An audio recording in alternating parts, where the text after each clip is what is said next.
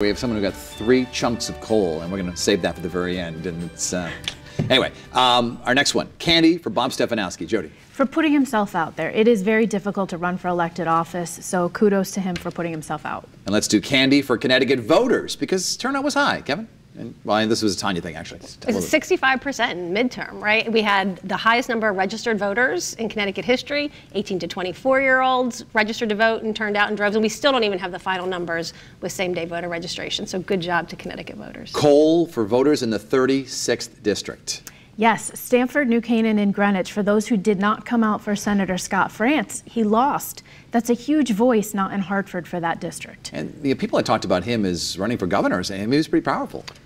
Well, he appeared to be pretty popular, but that was the classic. Those are classic suburban towns that had been Republican, and turned to the Democrats. And that's not. No one was upset about Scott France. That was all Donald Trump. Next, Kevin, you have some coal for Eddie Perez, the former Hartford mayor. I do. And of course, he brought about his own coal by pleading guilty to corruption charges. But he is getting ready to run for mayor against Luke Bronin, the incumbent, the wealthy Greenwich aristocrat who won 4 years ago. And it seems to me Eddie Perez is no Joe Ganim. And so I think that I don't think that he's going to do very well running for mayor of Hartford. And really, Hartford is dealing with so much. No one can seem to get a clear answer on really what's happening with that. So just to clarify, is he actually running? Well, he's certainly, he's preparing to run.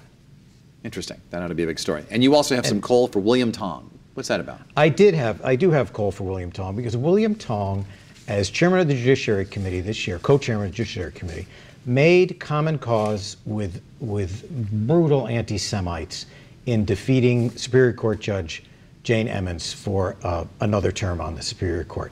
The votes were there to confirm her for 8 more years, and he refused to call a vote, and that is a shame that he will live with for a very long time. And very briefly, one more for Kevin, candy for George Logan, State Senator George Logan. George Logan, who defeated a Democratic incumbent in 2016 to win a seat in the state Senate.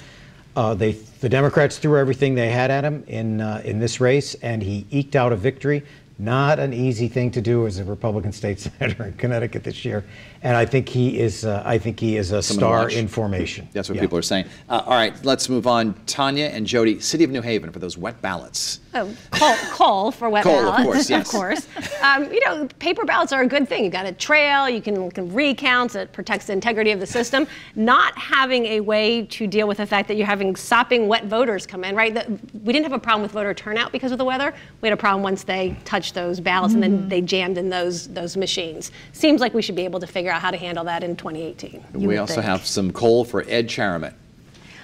There was a mailer that went out, and he was running for state senate, and it was against Matt Lesser, who, I honestly didn't know that Matt Lesser was of the Jewish faith, so I thought it was a greedy politician on the mailer. A lot of folks took that as an anti-Semitic message, and it really offended folks. Well, we also got coverage on the evening news, in the Washington Post, in the New York Times for Middletown and Cromwell and Newington and Rocky Hill for that district. That's what people were talking about Connecticut for, and that seems a shame. And he never really spoke out about it either. He never came out and said, I'm sorry, and just kind of let it go. Tiny local race where they really weren't watching what was going out. So everyone is singing the praises of Johanna Hayes. Yet, Jody, you gave her some coal. Why? I did.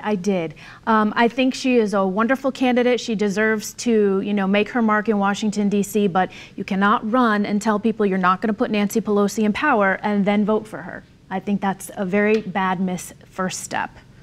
And some candy for CVS Aetna, and full disclosure, they are your client. CVS is a client of ours. But everyone's talking about it. Right, listen, there is concerns when a big merger like that happens, particularly for the company that's being acquired. In this case, Aetna, $69 billion merger. What's going to happen in our home state? Aetna has been talking about leaving the state for many years.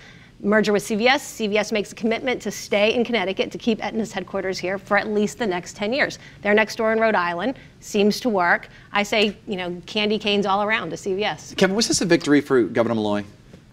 I don't think he had anything to do with it, really. I think that the people the executives at CVS were not going to sit in Woonsocket, Rhode Island, while the executives at Aetna went to the lower The Hartford Club for lunch. Well, no, went to a Manhattan neighborhood too, yeah. in a $125 billion $1 million office space. That just wasn't going to happen once they were merged.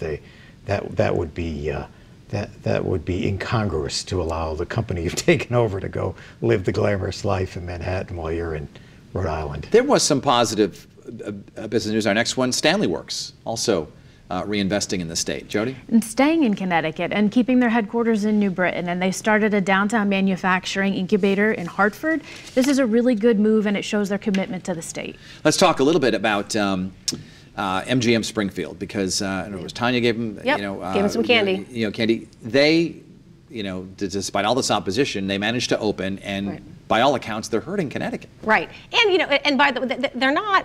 They have been hiring from Connecticut. They've been advertising in Connecticut. Yes, there are people who are going to that casino in Springfield from the state. And listen, it's a great casino. It is a great example of how you can be in a neighborhood, open your doors to the outside. They're benefiting local businesses. The reason I gave them candy is not so much that they have been successful in Springfield, but that they're looking to do the same thing in Bridgeport and are having serious conversations about doing the same thing. This is a predicament for the next governor, Governor Lamont. What's he going to do about expanding casino gambling? Because well, I think one of the things we're seeing is that we became accustomed to having the only two casinos, the Foxwoods and the Pequot Casino. Excuse me, Foxwoods and the Mohegan Sun, in New England for a very long time, and we reaped billions of dollars from that. But now casino gaming is opening up to other states, and we're seeing the results.